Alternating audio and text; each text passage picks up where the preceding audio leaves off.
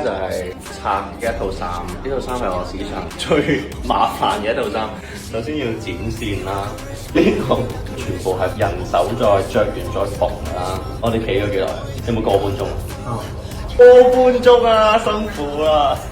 呢一個咧係電埋咗㗎啦，呢度係有粒鈕嘅假鈕嚟嘅，咁所以咧 suppose 咧係可以就咁除嘅。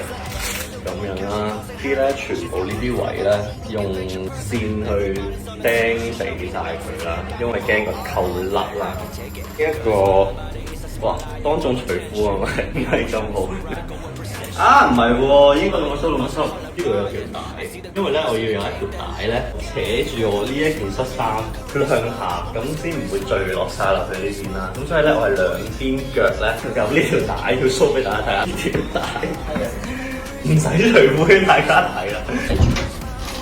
位咧係全部都釘住晒，跟住仲有其實裡面都有一個橡筋帶要箍實呢一邊嘅西裝，等佢唔會碎。呢一個本身係 choker， 大家講得啱啦，你哋好快已經揾到啦，全部都係人手釘上去啦，因為會唔會夠粗啦呢條 choker？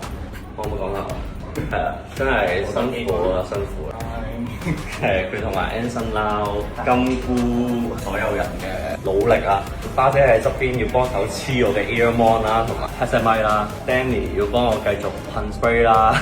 Rainbow 幫我執裝之餘咧，托住我隻手啦，因為我係要托住隻手整呢嚿嘢啦。圓通嗰3個字咧，我隻手開始痹啦。啊，仲有啊！呢度係有條橡筋帶啦，因為要索住佢啦，會十分之成功啦。今次都我講啦，褲浪帶就不嬲都有㗎啦。大家都未見過，係唔見得啦，好明顯。冇啦，好似冇喎。耶，辛苦晒，good shot。